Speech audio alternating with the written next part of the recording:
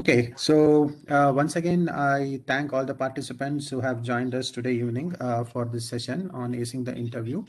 Now I would hand out the virtual podium to Rachana, student volunteer, to formally introduce the speaker for the day. Rachana, over to you. So, good evening, all. I'm here to introduce the speaker of today's program. Dr. Soma Pandey graduated from NIT Bhopal from CSE. She has more than 2 decades of rich industrial experience and has been mainly working in the area of embedded systems and real-time systems. Presently, she is working as GM at Geo Platforms Limited on engineering IoT sensors. A member of IEEE for 13 years and a senior member since 2016. She has served as a volunteer for IEEE in various capacities in WIE, AG XCOM, and Computer Society XCOM for past years. Presently, Executive Committee member of Bangalore IEEE Bangalore section and co-chair of IEEE Membership Development Committee and Professional Activities Committee. She was awarded IEEE Computer Society Women in Engineering Champion Award and IEEE Women in Engineering Outstanding Volunteer Gold Award by IEEE WIE AG. Authored many articles and papers in many IEEE conferences and journals and has been reviewer for many IEEE international conferences and journals. Her doctoral research is in wireless mesh networks. Her core areas of interest are wireless LAN and PAN networks, IoT and sensor engineering, and IoT platforms and LTE networks. Welcome, ma'am. Over to you.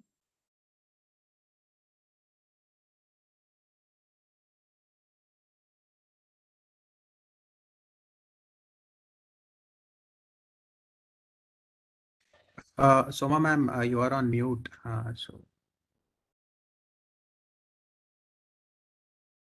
Thanks a lot, Rachna, for the very nice introduction. I'm very glad to be here with all of you this evening.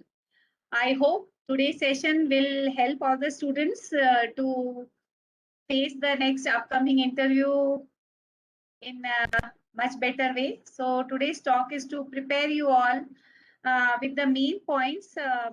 Mainly in this talk, I want to give you a perspective of a interviewer or a person from industry. So what is the person exactly looking for while taking the interview? And so accordingly, how you should be replying. And in this talk, I will also give you a glimpse of what you should be doing and also a little bit of what you shouldn't be doing.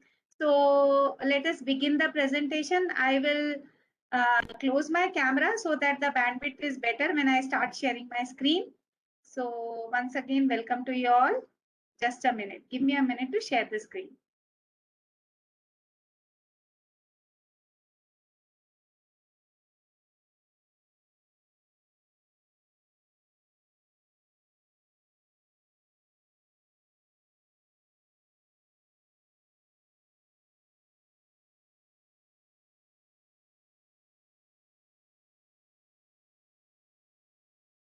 I hope everyone can, yeah.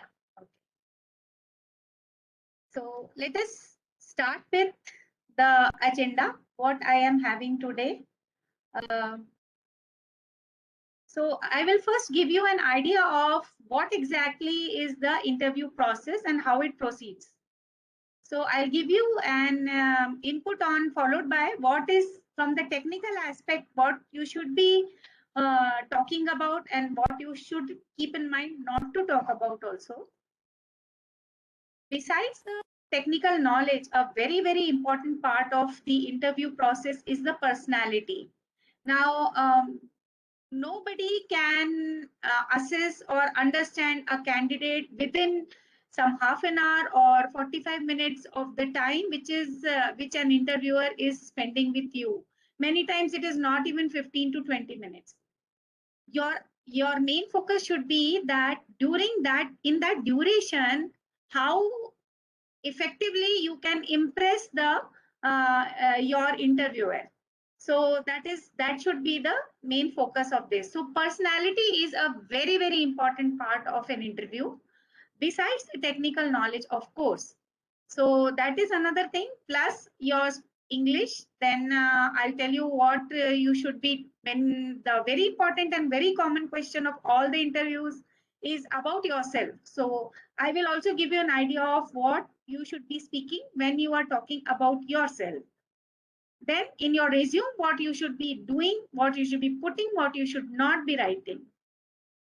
Also, at the end of the whole talk, I will give you a idea of what are the current top skills which are being which are in demand in the industry, especially from the EC and CSE perspective. So please excuse me, the students who are from other branches, because my main area of working is EC and CSE. So I have taken up some things from there. That is just one slide. So just to keep it in all fairness, it's a very small part of the presentation. And then concluding remarks, followed by this is an open podium wherein all of you can participate. You can ask particular questions which you feel an interviewer might have asked you, or the employer might be putting across to you, and you feel that you don't know how to answer that. You are most welcome to ask those questions, how to answer them, and I'll try to give you a resolution based on my best possible, like based on my experience and knowledge. So let's move to the next slide.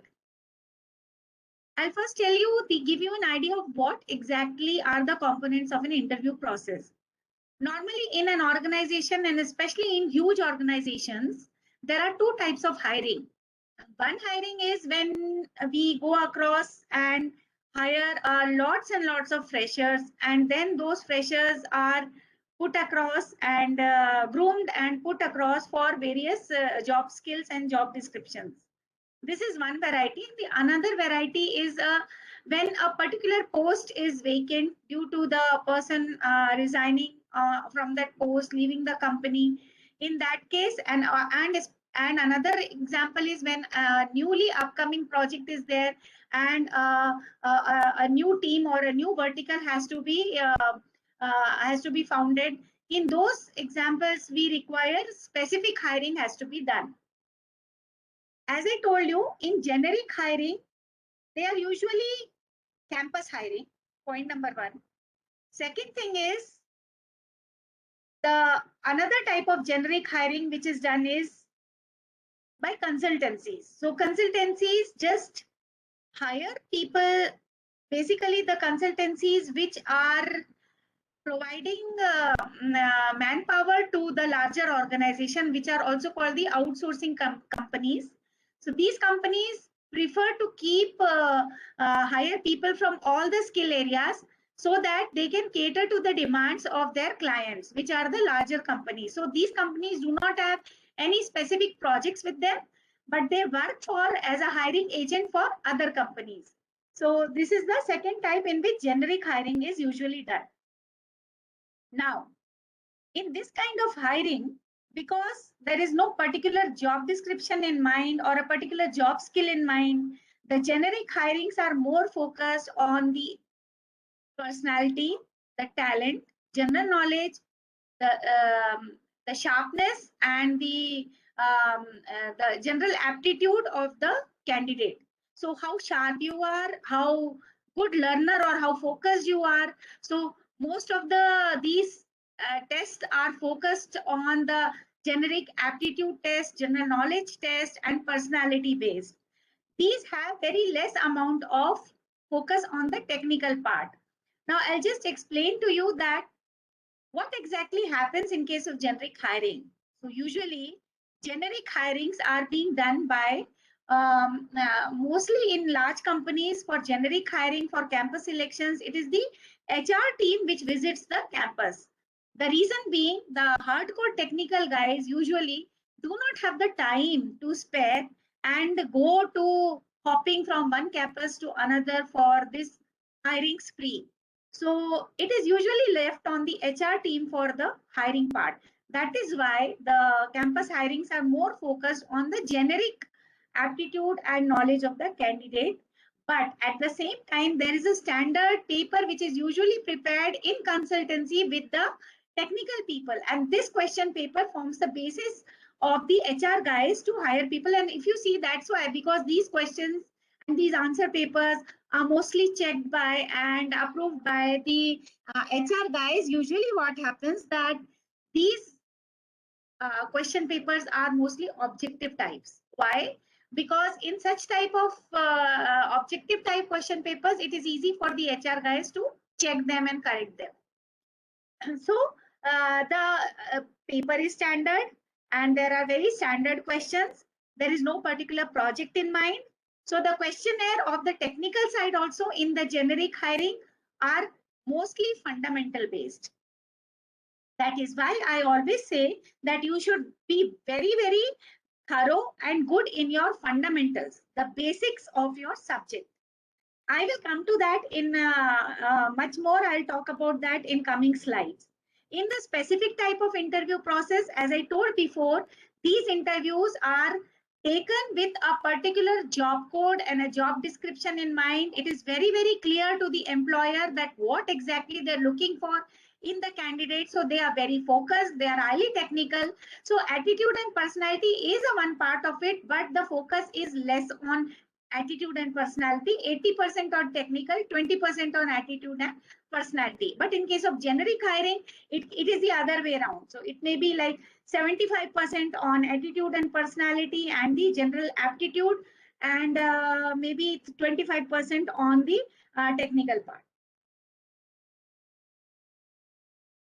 So let us first cover that what exactly the employer is looking for from the technical knowledge perspective, what you should be doing, should not be doing. Point number one, please keep it in mind. Do not get nervous during an interview because nobody is expecting a rocket scientist out of you. Definitely not.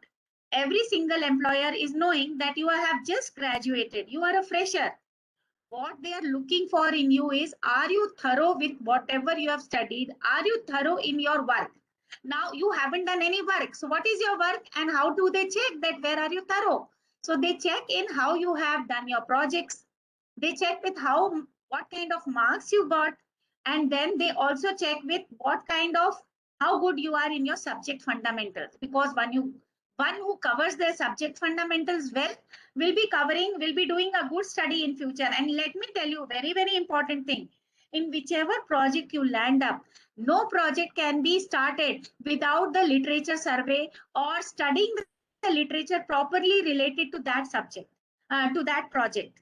So if you are good in studies, definitely you will do a good study and good review and good understanding when you start upon a project also. So that is what an employer is looking for. Next thing that is why, so the next thing, you must be good in your fundamentals, the subject fundamentals. And I have listed out some very, very basic questions which I see in my past experience that freshers are not able to answer. One very basic question is, why do you have a physical address, then an IP address, then a MAC address, and then a URL, and all of them are unique?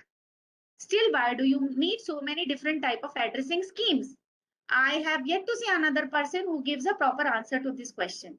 And this question only that guy can answer who has studied their basic fundamentals in networking well.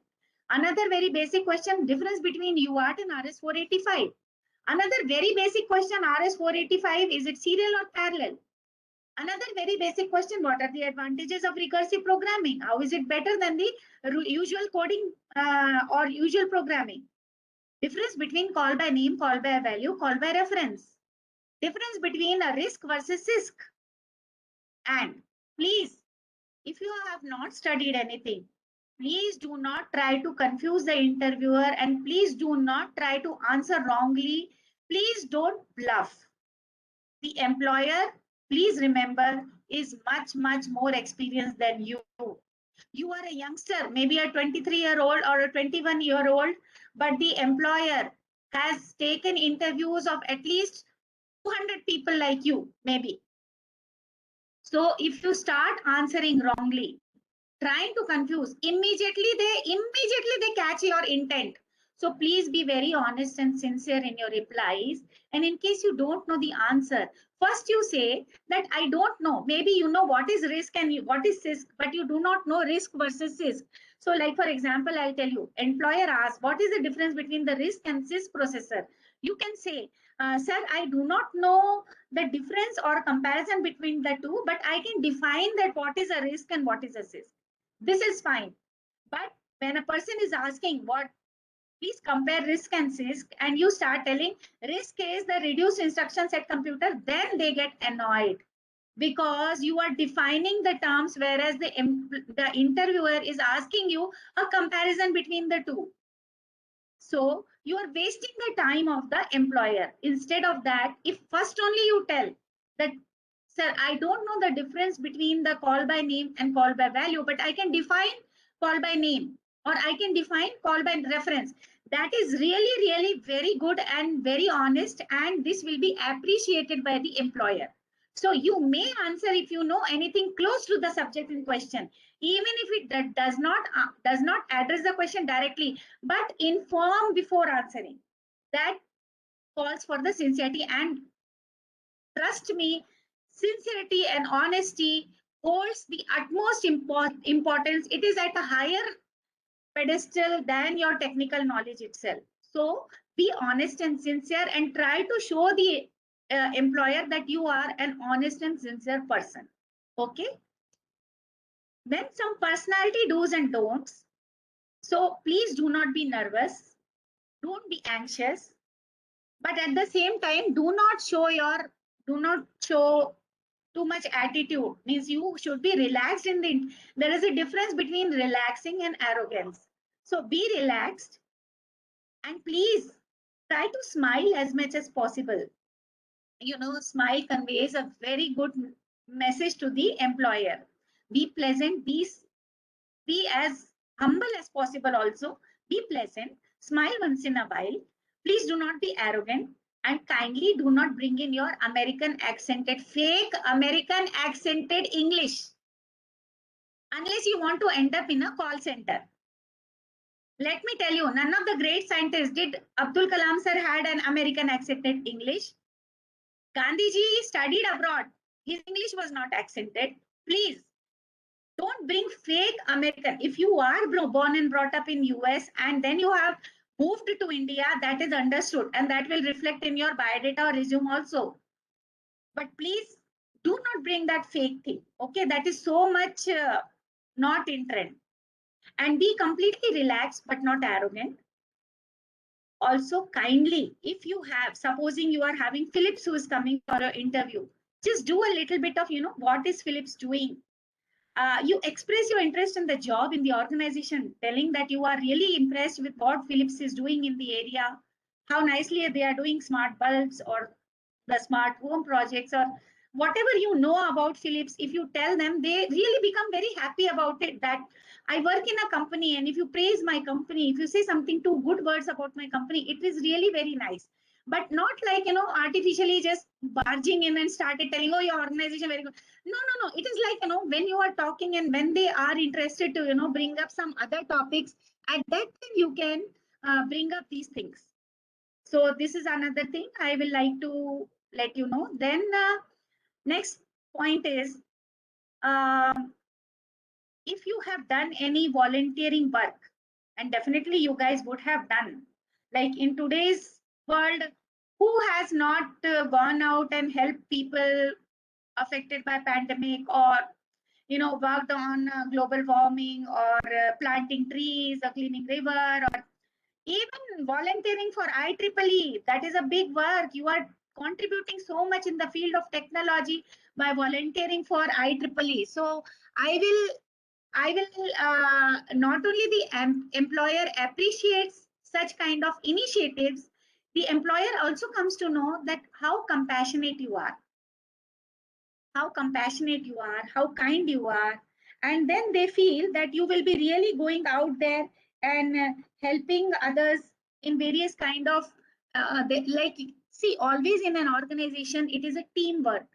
When you work on a project, it will be a team who is working side by side with you. This gives an idea to the employer how much you will go out and help your teammates. So please do not forget to mention about any volunteering that you have done. This is very important.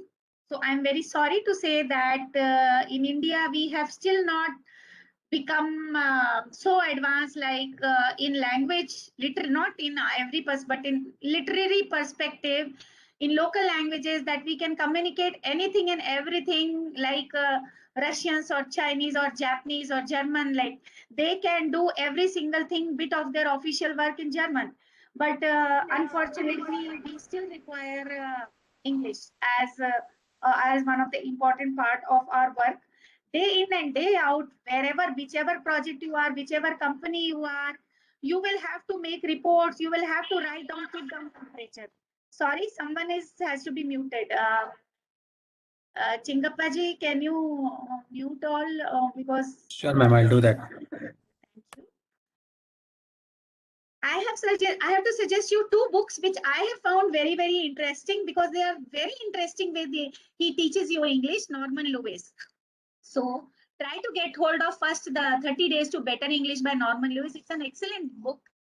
Since you guys are IEEE member, IEEE has got a wonderful resource library which is totally freely available for students, where there are books, many publications which tell you about the technical English, how you can write papers, how you can spoken technical English, written technical English. There are lots of books, and a good English will take you a very long way in whichever company or wherever you are working on. So please try to improve your English, and the better you present yourself, the better English you speak in your interview, more the chances of hiring.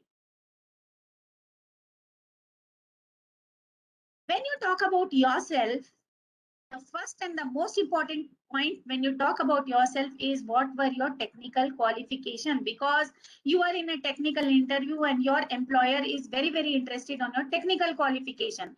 And believe me, trust me, when you are talking about yourself, your resume is open right in front of your employer. So when you are telling about yourself, they keep matching with your interview, whatever information you are with your resume, whatever interview you are providing. I'm so sorry. They keep checking in your resume whatever information you are providing about yourself. So they mainly want to focus on your projects, what project work you did, what technical certifications you have done. So when you are talking about yourself, most important point will be talk about your technical strength, technical qualification, what technical awards you have got, what certification courses you have done, and followed by what all languages you know, from which place you belong. Maybe that will be interesting for the employer. Many times they want to hire people who live close by, locally, who are nearby, especially in this time of pandemic when it is difficult to move around and come and go. Some hardware related companies, they prefer to access the lab or to get the electronic items, to access the tool. It will be better if somebody is living locally instead of in native. Some people don't care whether you are, because if it is a totally coding type of thing which can be performed virtually, then they don't care about that part much. You can just casually tell where you belong to, how many languages you know. Then you can mention your project. This is very important, because as of now, when you are a fresher, you don't have much to speak of in terms of technical excellence. Basically, your technical excellence will be counted on the basis of your projects, the major project, mini project, your internship. So these are the three yardsticks which usually are taken up while assessing you in the interview. Talk about your strength, maybe not about your weaknesses. If in case they bring out something, supposing you're not very good in Java and they ask questions in Java, you can tell that, sir, I'm very good in C and embedded C. Java is, I know, but I'm not that good in it. Something like that, you can let them know.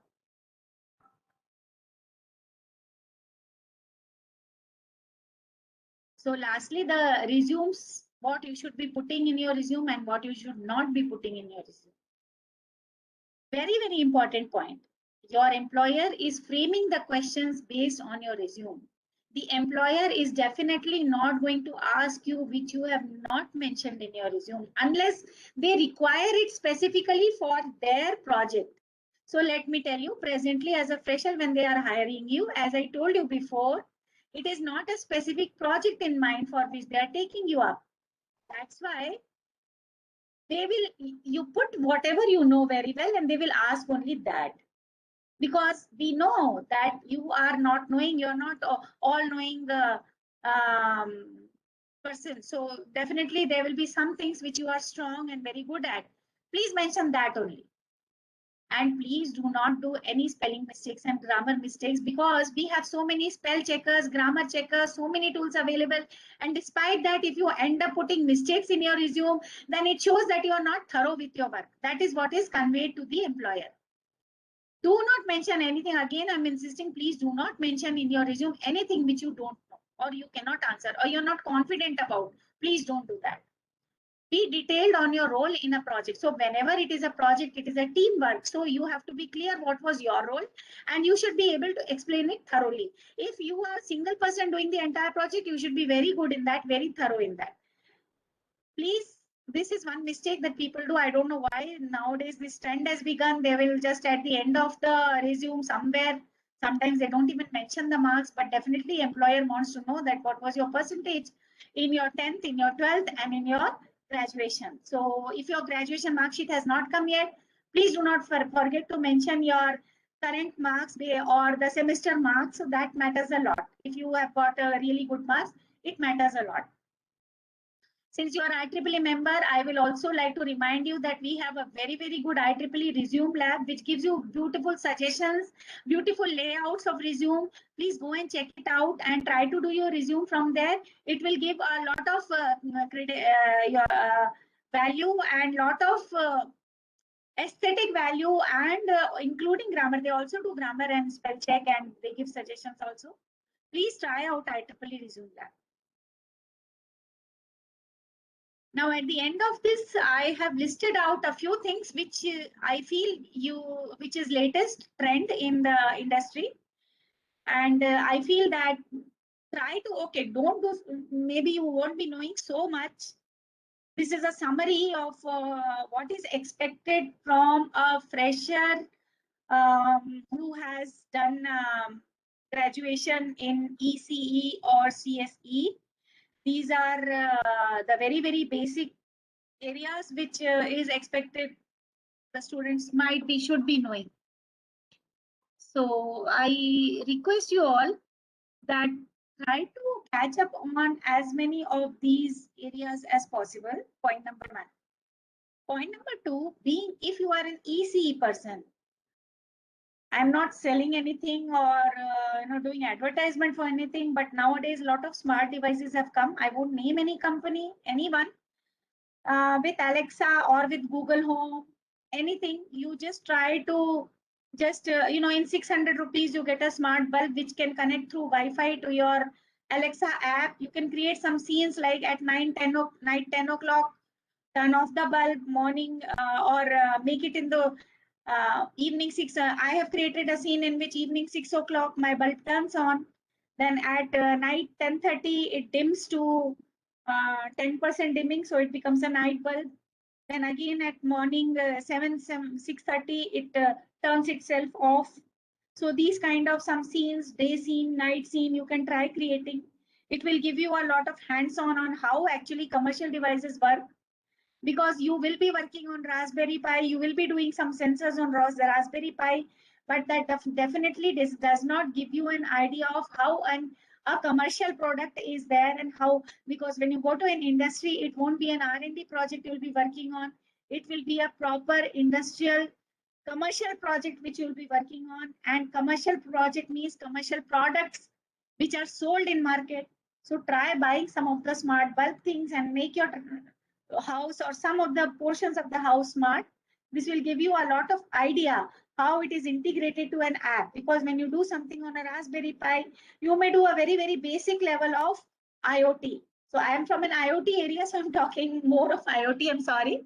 But same thing extends to anything which you are doing, whether it is big data. So how big data is being utilized for data analytics, how machine learning is being done. I am from a telecom company, but I cannot pinpoint that what exactly a telecom company looks for, what skills, because in a telecom company, the requirement of skills is very wide, like from all areas and every single area of engineering, we require people.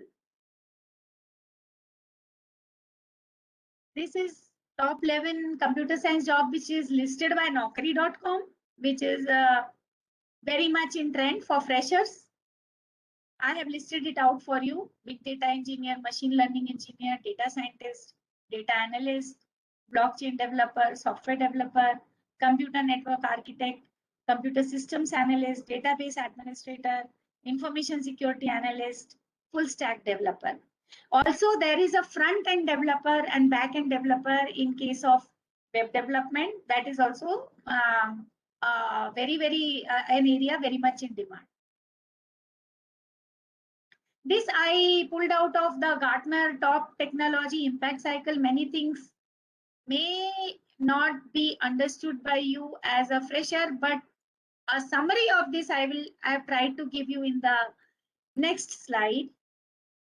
The most highest and most, if you see AVA, Advanced Virtual Assistant, so you see here this dot.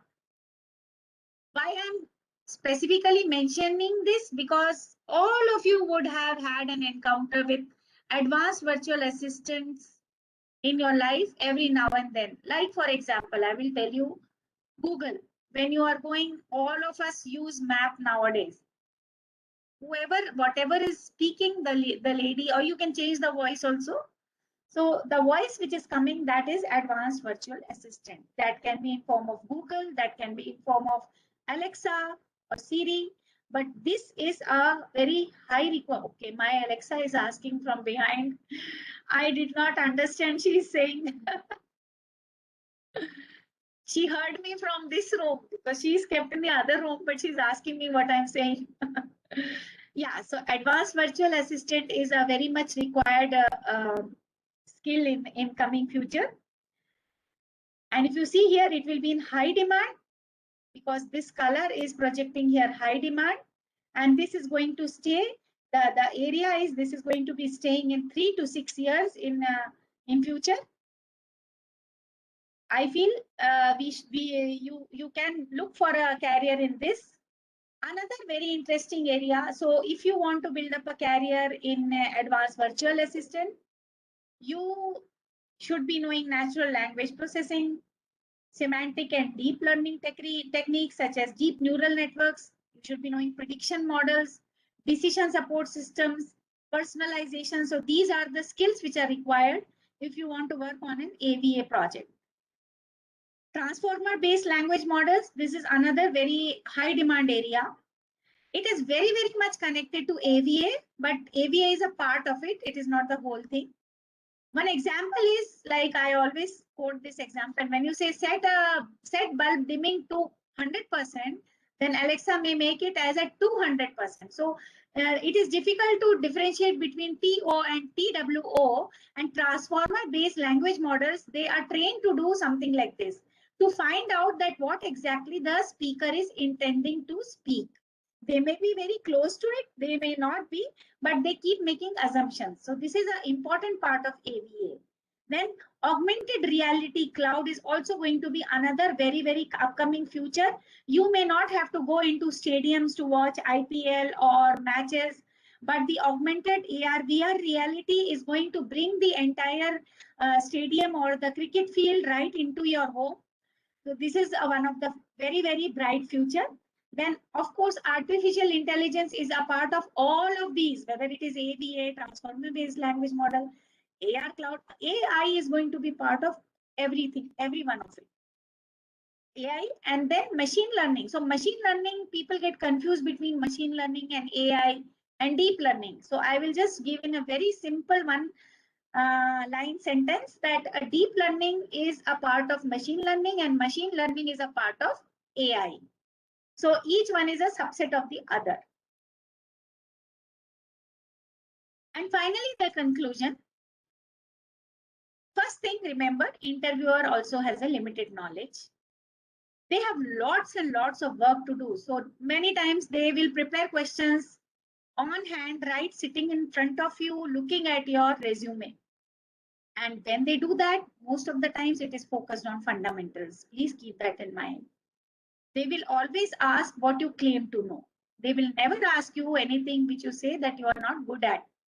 So please claim to know what you really know. This is important.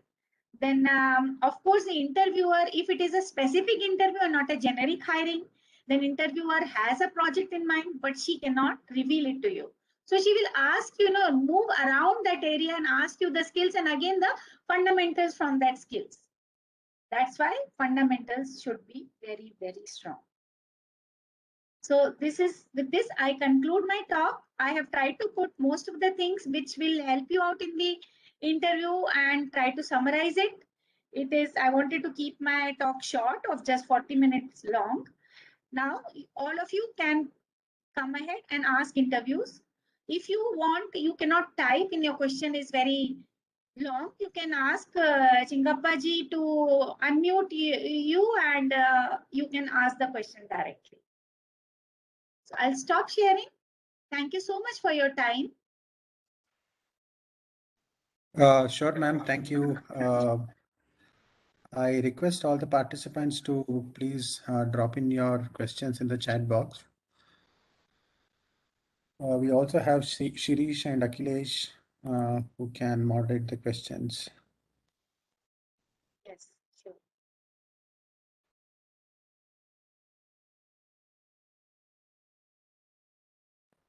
Okay, so as we speak, ma'am, we have one question which says that can we speak about projects that are done in school and PU days? Yeah, so, okay. That totally depends on what project you have done in school and PU days. Usually, the projects which are done in school, of course, you can mention if there are some outstanding projects, you have won some awards, you have done something really well. You should mention it in the resume if it is related to your work area, not like some hobby kind of. It should be related. If it is related to EC and you have done something landmark achievement kind of thing, which is technically strong, definitely you should put it across. Yeah, you must. Can resume be more than one page? Really? As a fresher, yeah, it can be more than one page. You can, if you want to write a lot about what you have, lot of achievements and all, definitely you can. There's no limit on how many pages, but definitely it becomes annoying if it crosses more than 2 pages, because I am not there to sit and study or pages after pages of resume. Means I have to face the candidate and ask questions. So please don't make it very, very huge. And don't write, as I told you, please keep in your resume what you know. Just to increase the length of your resume, just can't keep on writing some things which you don't even know about, because they are definitely going to ask you what you're putting in your resume. So be careful about it.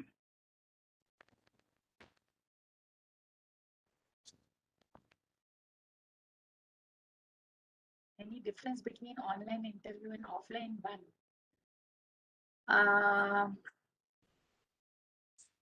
Good question, actually. It makes a lot of difference if you keep the camera off. So like, when I'm talking to you and I've kept my camera on, it makes a lot of difference. I feel that when you are going for an online interview, I strongly recommend to turn on your camera. It gives a good impression of you. Yes, otherwise it doesn't make much difference, I feel.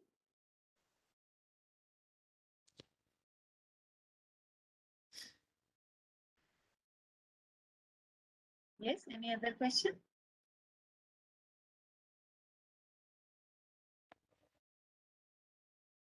Is product and service based company, is there a difference in interviews for? Yes, good question. There is a difference. So when The product-based companies, they come with a particular agenda in mind, wherein whatever product they have, they want to hire candidates specifically belonging to that skill. Like, for example, if I am a company who's manufacturing smart bulbs or smart plugs, I will like to hire somebody who has some hands-on experience in electronics area, who knows to do, if it is a Wi-Fi area, then if the plug or bulb is connecting through Wi-Fi, they should be having knowledge of Wi-Fi protocol. They should be having knowledge of IoT. They should be knowing a little bit of MQTT, right? So I have a specific skill set in mind. So it will be a very technical interview if a product company. If a service company is coming, I am hiring a candidate, but I'll be using the candidate for a project which I'm not very sure about as of now. It totally depends on the kind of project coming to me. So in a service company, it will be a broad interview. It won't be very deep down technical, is what I feel. And company will try to cover all the areas of computer science or all the area of EC when they are hiring you. There is another question. Does the internship domain? Oh yes, it matters. Like a student of ECE branch, does internship in AI or ML? How will it impact?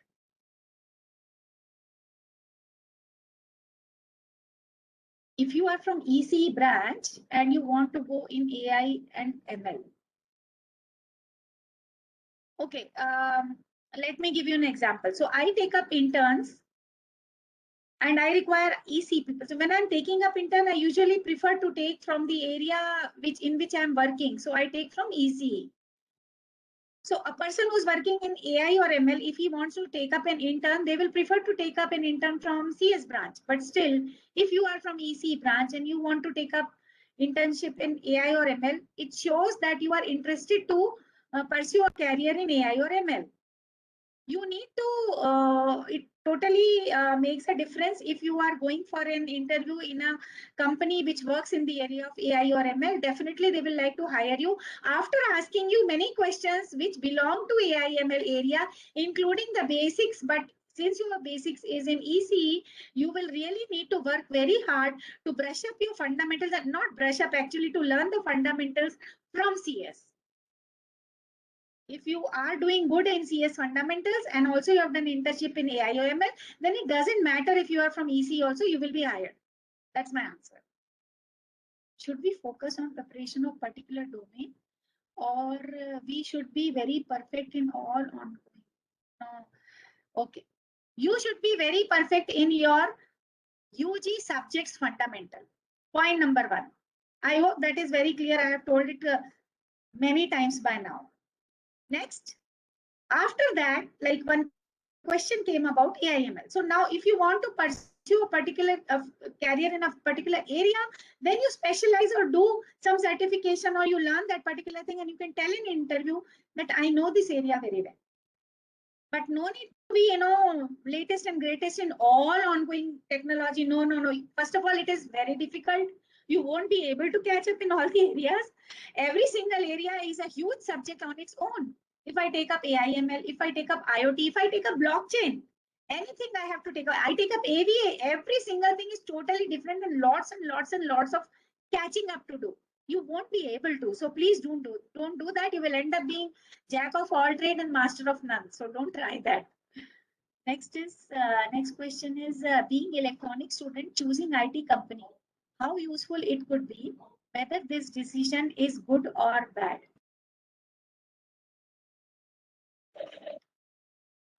How useful? Okay. So yeah, this is a dilemma that all the electronic students go through. And it is tough to answer, even for me.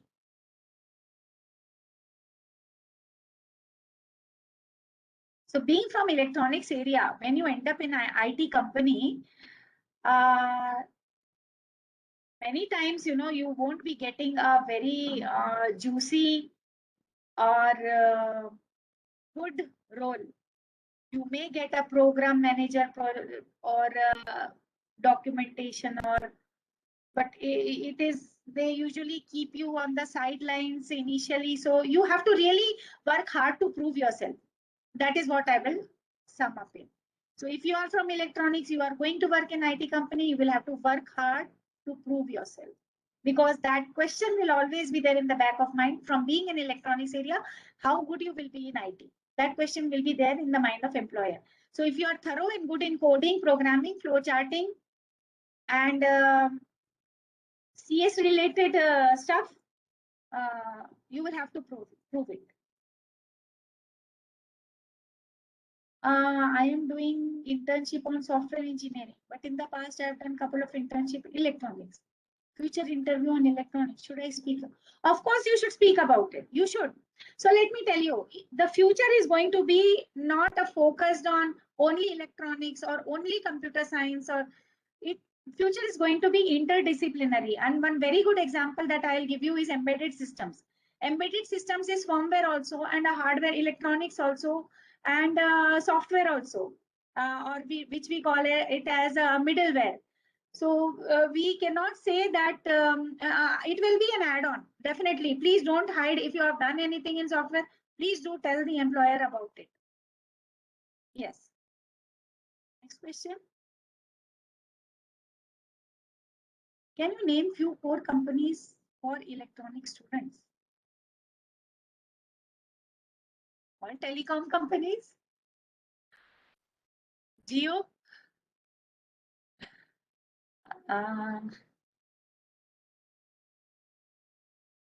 Philips is there. Honeywell is there. Bosch is there. It's an endless list. GE is there. It's a big list. Schneider Electric is there. Yeah, correct.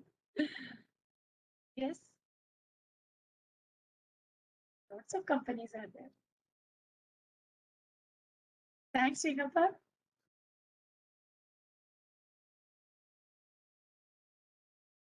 Any other questions?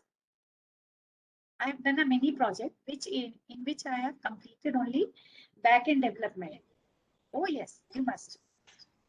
You must add. Don't put everything, whatever, and you should be good in it. That's all.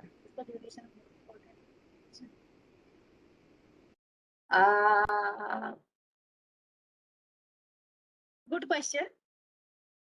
Let me tell you one thing. If you end up doing some documentation work in a reputed company, then it doesn't matter at all. No. The most important part of internship is that what work you did over there, because that is going to give you the confidence. Then, of course, reputation of company also matters. Definitely, it matters. If you say that you have done internship in Jio, it matters a lot. Yeah. But what work you have done, that also matters. Shouldn't be ending up doing some documentation work in a big company, like you go to Microsoft and you have written someone user manual, then that is useless. So what work you have done in the internship is first most important, then comes the reputation.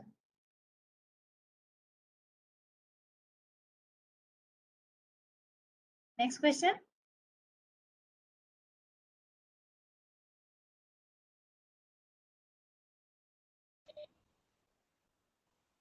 Probably we can take a photo break while the students are typing in their questions. Yes. So I request all the participants to turn on your video feed so that we can also take a snap.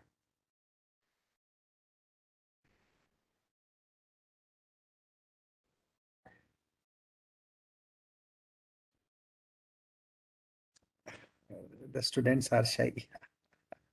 The volunteers, especially all the volunteers, if you can turn on your video feed. Satyanarayan sir.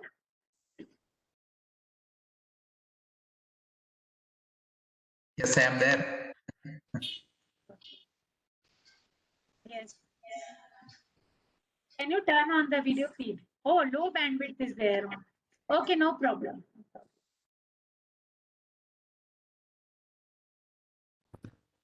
So we have Divya ma'am here. I'm thankful to Divya ma'am for giving me this opportunity for I have joined. giving this talk. I hope it was helpful for students. Yeah, you call upon one student and ask Gautam or Gagan or somebody how they felt. Oh yes, we will ask them. Rachna, you turned on the video, then you turned it off. You have taken the selfie. After taking the picture, then we will let you know. Please turn on the video feed. People are trickling in one by one. All of you, please turn on. Rachna, turn on your video feed, please. Who are the other volunteers, ma'am? Divya ma'am, Chingappa ji, who are the other volunteers? Also have Shrestha too. You can call them. It would be good if all the participants Dr. turn on their Soma, video. they are not, see, all may not be having a good network like you have in Bangalore, okay? Yeah, now you can take. I think many of us are here. This is the maximum attendance in video you will get.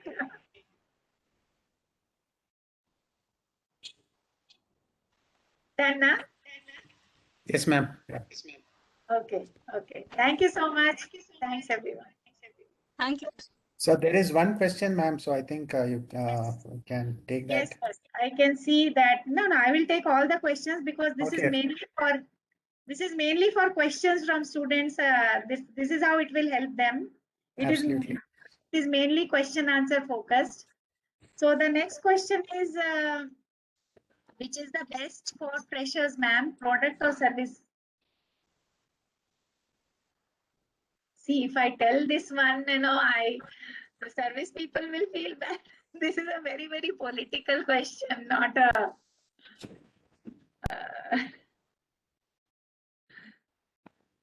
Okay, I'll tell you not like this. You get lots of money. If you want to earn lot of money, you can. It is the service company is the best. If you want peace of mind, then product company is the best. I hope this summarizes everything. Yeah. And another question is, should I prepare more for coding interview or my domain-based topics? Okay. You are from Harshita. Harshita, you are from CS area or you are from, sorry?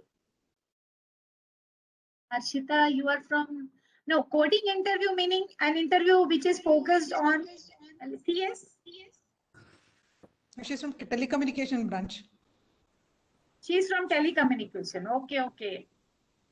Okay, Harshita, you are from telecommunication. Okay. I will suggest that, Harshita, you must first try for the core companies from your area. And those core companies will be focusing more on your telecommunication skills. In case you want to change your career and go to the coding side, then as I said before, you will have to do a lot of catching up and you should be very good in coding and thorough in coding. I am not sure that what you want to pursue your career in. Do you want to pursue in coding or you want to continue in telecommunications? So because this answer is based on what you want. What you want to, is it that whatever job I will get, I will do, or you want to choose your job? Or is it that the telecommunication side, not many companies are coming? That can also be one of the reasons. This question is little open-ended. More specific, if you say, I will be able to answer. Oh, telecom. You're interested to work in. Okay, you're interested to work in your domain. Fine. So Harshita, in that case, to be very good in your area of telecommunication, basically networking protocols, and as I said that you should be good in MQTT. The latest in demand is MQTT, CoAP, And then device management protocols like lightweight M2M, TR69, auto configuration server. How does it work? These things you should be good in. Then you can follow up for the interview in your domain. That is always justice to your branch. Try to get a work in your domain because you have studied for 4 years this branch for not for nothing. It should not go waste. Yeah. Certifications from verified vendors like Microsoft, of course, it matters a lot. If you get an opportunity to do certification courses, please do because they matter a lot. Yes. Not interested in coding. What other domains? Look into. You are from computer science, Shrestha? Then if you are from computer science, you have no other choice but to be interested in coding. I'm sorry to say that. The heart and soul of computer science is coding, my dear. You cannot do without not knowing coding. And how can you survive in computer science without coding? Means, why did you choose computer science then? You have to be good in coding if you are from computer science. That is a very, like, it is expected from you. If you are not, then please, there is still, it's never too late. Try starting, you will love coding. You just start with Python. Start with Python and then you move over to, don't in the beginning only you start with Java and others. Mostly I've seen people start hating coding when they start with Java. So start with Python and simpler languages and then move to Java. Then you will start loving coding. And can I know the level of importance regarding certifications from NPTEL? What is NPTEL? I'm sorry, I'm not knowing this one. What is NPTEL? It is a MOOC course. Huh? It is a MOOC course, online course. Online course. But you are already done one course from your college, that is a BTech. No, they are all the added courses. Okay, so if this certification, is it focused on a particular area or a skill like in blockchain or something? Yeah, so technology enhanced learning, this must be focused on a particular skill area. Like for example, it may be on IoT or blockchain or embedded systems. So when you are doing that, definitely it will add value to it.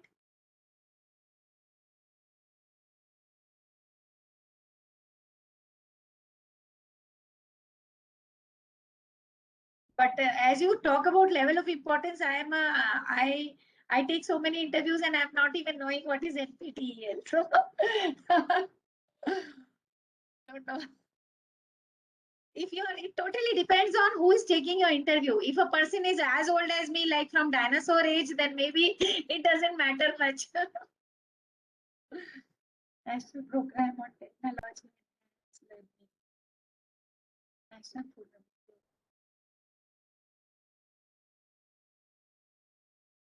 Any other question? Will an interviewer focus more on certification or on Java? The question. Certification, or will an interview focus more on certification or on projects? Okay. Projects. First focus will be on project, then certification. Let me tell you something. As I spoke in my presentation, that whoever is interviewing you, that person is not knowing all the areas. So it matters that in which area you have done certification. If the interviewer or the employer is not good in that area, then maybe they will omit it. Again, same thing matters to the project. If you have done project in the area which that person is knowing about, they will ask you questions. See, just like you don't know everything, who is taking your interview, they are also not knowing everything. Please remember that. Is it okay if we, let me tell you one thing, whether it's certification or project, if you put it in your resume, remember the mantra, put it in the resume only if you know it. you don't know it, don't put it in the resume. Just keep that in mind. Is it okay if we focus on one coding language, that is Python? Yes, of course you can do that. If you are good in Python or C or whatever, and not good in Java, then don't put Java. If you are good in it, you can say that your basics, Java basics, you are good in. Yeah, it is okay. If you know one programming language or one skill, it's easy. You can diversify to other languages quickly. It is the assumption. So you know one or two languages, so it is usually assumed that okay, you will pick up the others also.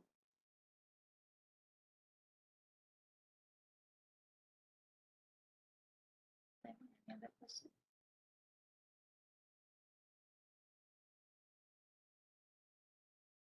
I think that's all we have.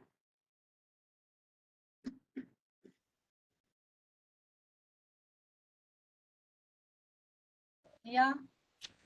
Yeah, I think probably I hope you also don't mind if the students reach out to you for any specific questions. I think you would be always happy to accommodate that, as I always known you. So yeah, so this brings us to the last mile of this session, and I would request Shrestha, IEEE Student Branch Member, Department of CSE, JNCE, to render the vote of thanks. Shrestha, over to you. Hello. Am I audible, sir? Hello. Yeah, you are audible. You are audible. A delightful evening to one and all.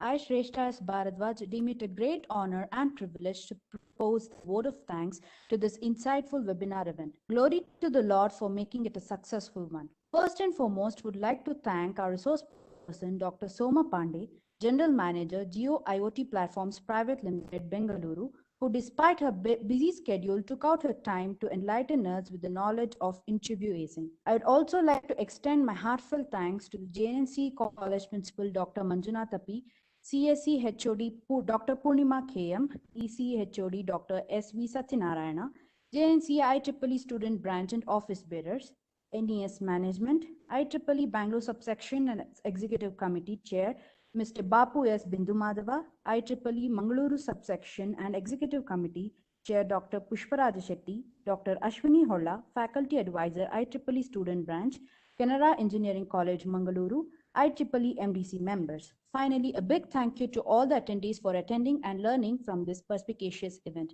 Thank you, one and all.